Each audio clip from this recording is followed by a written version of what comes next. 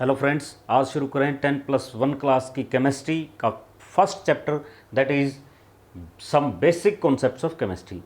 तो रियल में तो ये कोई चैप्टर नहीं है, ये सभी का एक सार है, यानी कि जो आप +1 में पढ़ेंगे, +2 में पढ़ेंगे या आप 9-10 से जो पढ़कर आए हैं, तो उसकी सारी बेसिक बातें जो केमिस्ट्री में आती हैं वो इनमें हम समझने वाले हैं। इसमें वेरियस कॉन्सेप्ट्स डाल दिए गए हैं, तो बहुत ज़्यादा इंटरेस्ट इस चैप्टर में हो सकता है आपका ना भी बने, क्योंकि इसमें हल्का हल्का टच है। एक शुरू होगा टॉपिक, उसकी बेसिक जानकारी मिलेगी, फिर वो ख़त्म हो जाएगा, फिर अगला आ जाएगा। लेकिन फिर भी ये बहुत ज़रूरी है केमिस्ट्री को समझने के लिए। अब आप 10th क्लास पास करके आए हैं, तो अब थोड़ा सा सिलेबस वास्ट होता जाएगा, आपको चीज़ें और ज़्यादा गहराई से अब समझनी पड़ेंगी। तो कुछ बेसिक कॉन्सेप्ट जो हैं इस चैप्टर में शुरू करते हैं। तो केमिस्ट्री की सबसे पहले तो इसमें कुछ भूमिका टाइप सी बताई गई कि केमिस्ट्री क्या होती है, आप बचपन से पढ़ते आ रहे हैं। जो मैटर है उसकी प्रॉपर्टीज़ के बारे में पढ़ें आप, या उसकी रिएक्शंस के बारे में पढ़ें। तो जब भी केमिस्ट्री में आप बात करेंगे रिएक्शंस की, प्रॉपर्टीज़ की, मैटर के बारे में, तो उसमें एक ही बात में निकल के आती है कि आपको पढ़ना पड़ेगा किस चीज़ के बारे में, एटम्स के बारे में पढ़ना पड़ेगा और मॉलिक्यूल्स के बारे में आपको पढ़ना पड़ेगा। तो हम ये कह सकते हैं कि केमिस्ट्री क्या है, साइंस की एक ब्रांच है। साइंस की अलग अलग ब्रांचेज हैं, जैसे कि फिजिक्स है, जैसे कि बायोलॉजी है, बायोलॉजी की फिर 2 पार्ट जैसे बॉटनी है, जूलॉजी है, और भी ये बढ़ते रहते हैं। बहुत सारी ब्रांचेज हैं साइंस की। लेकिन हम बात करें केमिस्ट्री की, तो हम कहेंगे केमिस्ट्री साइंस की वो ब्रांच है, the branch of science which deals with the study of atoms and molecules. तो इनकी बहुत सारी कहानियाँ हम पढ़ने वाले हैं +1 क्लास में, +2 क्लास में, कि एटम्स क्या हैं, कैसे कैसे रिएक्ट करते हैं, एलिमेंट कैसे बनते हैं, कंपाउंड कैसे बनते हैं, मिक्सचर कैसे बनते हैं, और इनकी टाइप्स, रिएक्शंस, पता नहीं क्या क्या हम आगे पढ़ने वाले हैं। केमिस्ट्री की डेली लाइफ में क्या इंपॉर्टेंस है ये आप सभी जानते हैं, चाहे वो कोई भी फील्ड है। जैसे अगर आप एग्रीकल्चर की बात करेंगे, तो एग्रीकल्चर के फील्ड में आपको ज़रूरत पड़ेगी फर्टिलाइज़र्स की, आपको ज़रूरत पड़ेगी इंसेक्टिसाइड्स की, पेस्टिसाइड्स की। तो ये सारी चीज़ें केमिस्ट्री ही आपको प्रोवाइड करवाने वाली है। रिएक्शंस से फैक्ट्रीज़ में जो चीज़ें बनेंगी, या फिर अगर एग्रीकल्चर से हटकर आप डेली लाइफ में आ जाएँ तो प्लास्टिक है, या फिर डाइज़ हैं, आर्टिफिशियल स्वीटनर्स हैं, या फिर बहुत ज़रूरी जो होते हैं ड्रग्स हैं, मेडिसिन्स हैं, वो सारी चीज़ें केमिस्ट्री में हम स्टडी करेंगे धीरे धीरे इन दोनों क्लासेस में एंड फर्दर भी। जैसे यहाँ पर जो MCQ बन सकते हैं वो, जैसे कि इन 2 ड्रग्स का जिक्र किया है, लाइफ सेविंग ड्रग्स में भी केमिस्ट्री का बहुत इम्पोर्टेंट रोल है। सारी ड्रग्स जो मेडिसिन्स हैं वो हम पढ़ते हैं किस टाइप से केमिकली रिएक्ट करवा के, या अलग अलग चीज़ों से, चाहे वो प्लांट्स हैं, चाहे वो एनिमल्स हैं, उनसे एक्सट्रैक्ट करके ड्रग्स बनाई जाती हैं। जैसे कैंसर के इलाज के लिए, कैंसर की थेरेपी के लिए ये 2 ड्रग्स यूज़ होती हैं, और भी हैं, लेकिन ये कीमोथेरेपी में जैसे इनका यूज़ करते हैं, ये है सिस्प्लेटिन। ये नाम आगे भी आएगा, +2 में भी आएगा, और इसका फॉर्मूला आएगा, कैसे बनता है, सब कुछ इसकी राम कहानी आने वाली है। तो ये वर्ड आपको ज़रूर याद रखना है, सिस्प्लेटिन। सिस्प्लेटिन मीन्स आइसोमर होते हैं 2 टाइप के, एक सिस है, एक ट्रांस है, वहाँ से ये उठा हुआ है। लेकिन हमें तो जस्ट रिमेम्बरेंस के लिए आपको बता देता हूँ कि बहुत से टाइप की cancers, various types of cancers, उनकी कीमोथेरेपी के लिए हम यूज़ करते हैं सिस्प्लेटिन का। जैसे लंग्स की कैंसर है, ब्रेस्ट की कैंसर है, हेड की कैंसर है, टेस्टिस की है, नेक की है, तो बहुत सारी टाइप्स की कैंसर होती हैं। तो उनको ट्रीट करने के लिए सिस्प्लेटिन का यूज़ करते हैं। एक्चुअली ये क्या चीज़ है, फॉर्मूला क्या है, अभी फ़िलहाल आपके काम का नहीं है, लेकिन हो जाएगा कुछ दिन के बाद जब आप 10+2 क्लास में आएंगे। तो इसका फॉर्मूला है डाईअमीन डाईक्लोरोप्लेटिनम। तो डाईक्लोरो मीन्स 2 तो क्लोरीन एटम है इसके पास, और 2 क्या हैं, NH3 अमोनिया है, और ये किससे जुड़े हुए हैं, प्लेटिनम मेटल से जुड़े हुए हैं। तो ये एक कोऑर्डिनेशन कंपाउंड बनाता है, आगे पढ़ेंगे इसके बारे में। तो सिस्प्लेटिन वो कंपाउंड है जो कैंसर की थेरेपी के लिए यूज़ होता है। दूसरा एक और कंपाउंड का नाम आपकी बुक में दिया टैक्सोल, ये भी कैंसर थेरेपी में यूज होता है, लाइफ सेविंग ड्रग है और इसका फॉर्मूला है C47H51NO14। ये जो बार्क होता है ट्रीज़ का, यूरोपियन कंट्रीज़ में स्पेशल ट्रीज़ हैं, कुछ अलग अलग नाम हैं उनके, वहाँ से ये ऑब्टेन किया जाता है, ये भी लाइफ सेविंग ड्रग है। इसके बाद एक नाम दिया है AZT, ये है अजीडोथाइमिडीन, ये एड्स की थेरेपी के लिए यूज़ किया जाता है। एड्स जो जानलेवा बीमारी है, एक्वायर्ड इम्यून डेफिशिएंसी सिंड्रोम, उसके लिए इस मेडिसिन का यूज़ करते हैं। जस्ट ये आपको ये बताने के लिए है कि डेली लाइफ हो, चाहे फिर ड्रग्स का मामला हो, पेस्टिसाइड्स हों, फर्टिलाइज़र्स हों, या फिर प्लास्टिक या जो भी चीज़ें हैं, वहाँ पर केमिस्ट्री का यूज़ होता है। आते हैं मेन चैप्टर के ऊपर। मेन चैप्टर में सबसे पहले वही बात जो आप 9th क्लास में पढ़कर आए हैं या फिर उससे भी लोअर क्लासेस में पढ़कर आए हैं, वही बात इसमें फिर है, मैटर और इसका क्लासिफिकेशन। तो इस पर मैं बहुत ज़्यादा टाइम नहीं लगाऊंगा क्योंकि आप जानते होंगे, तो जस्ट रिवीजन के लिए आपको मैं बता रहा हूँ।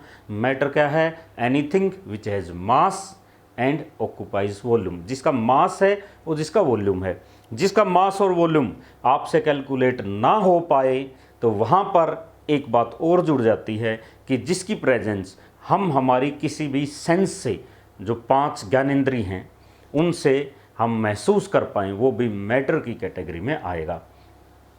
तो लेकिन उसका मास और फिर वॉल्यूम वो भी होना चाहिए। जैसे कि आप कहें हीट या आप कहें कोल्ड, तो ये मैटर में नहीं आएगा क्योंकि इसको आप फील तो कर सकते हो लेकिन इसका मास वॉल्यूम फिर नहीं है।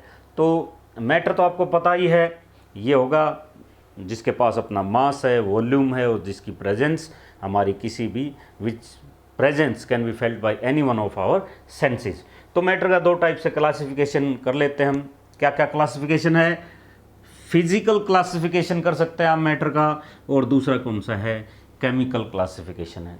तो फिजिकल क्लासिफिकेशन के बेस पर मैटर की मेन 3 स्टेट्स हैं, लेकिन टोटल 5 स्टेट्स हैं। कौन कौन सी हैं क्या बताऊं अब इनके बारे में, आप सबको पता है। सॉलिड, जिनका डेफिनेट शेप है, डेफिनेट वॉल्यूम होता है, कंप्रेस नहीं होते हैं, इनके पार्टिकल्स बहुत ज़्यादा पास होते हैं, यानी कि उनमें फोर्सेस ऑफ अट्रैक्शन बहुत ज़्यादा होता है।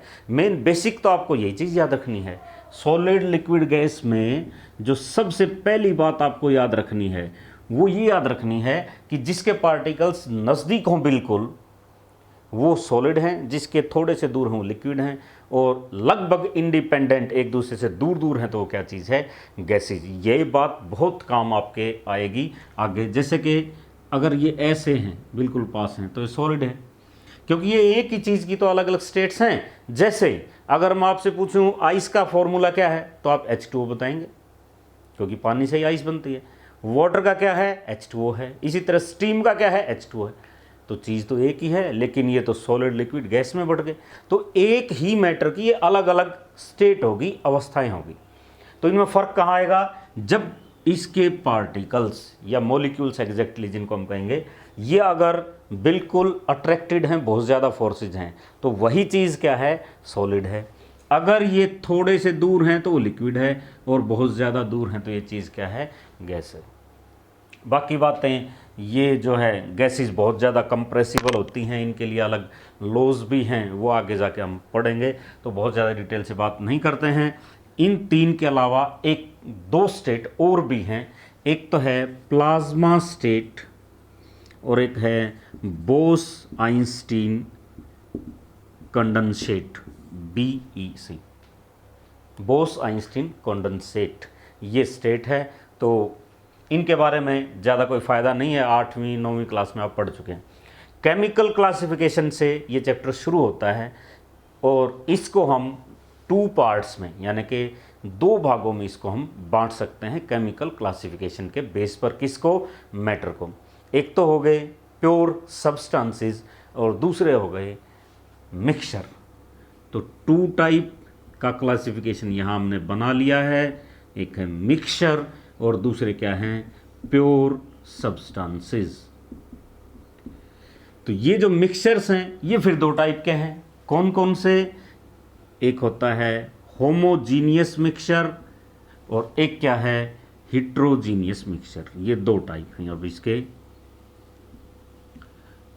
अब ये क्या चीज़ है? होमो मीन्स होता है सेम, ये जो होमो वर्ड है इसका मतलब है सेम।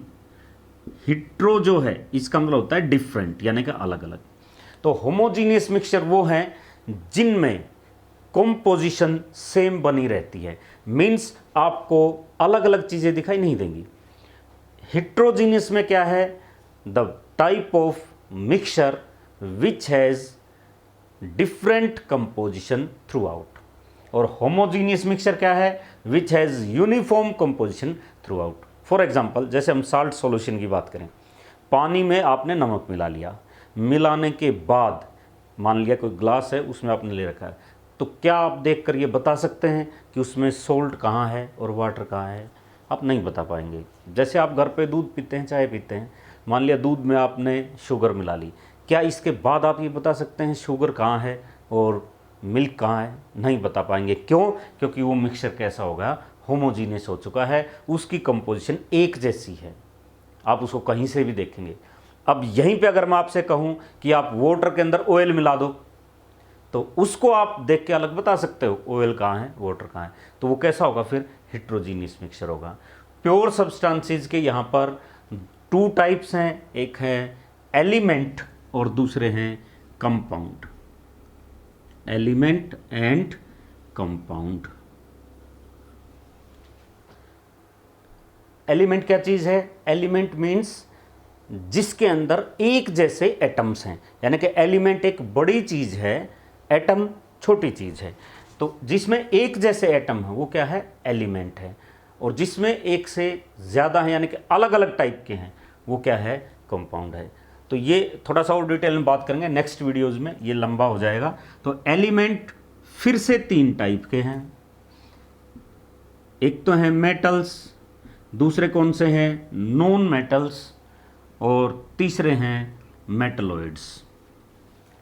कंपाउंड फिर दो टाइप के हैं मेनली। एक है ऑर्गेनिक कंपाउंड जो मेनली कार्बन कंटेनिंग है, जिनमें हाइड्रोजन और कार्बन है, जिनका अल्टरनेटिव नेम हाइड्रोकार्बन्स रखा हुआ है। और दूसरे हैं इनऑर्गेनिक कंपाउंड। ऑर्गेनिक कंपाउंड की स्टडी हम ऑर्गेनिक केमिस्ट्री में करेंगे, यानी कि अब +1 में आके आपके पास केमिस्ट्री भी तीन पार्ट में डिवाइड हो गई है। एक है फिजिकल केमिस्ट्री, एक है ऑर्गेनिक केमिस्ट्री, एक है इनऑर्गेनिक केमिस्ट्री। तो एटम, एलिमेंट क्या चीज़ है, मॉलिक्यूल क्या है, इनमें बहुत से स्टूडेंट्स को डाउट हो जाते हैं। तो नेक्स्ट वीडियोज़ में हम देखेंगे इनके बारे में कि एटम क्या है, एलिमेंट क्या है और मॉलिक्यूल क्या है और कहाँ कहाँ इसमें डाउट होता है।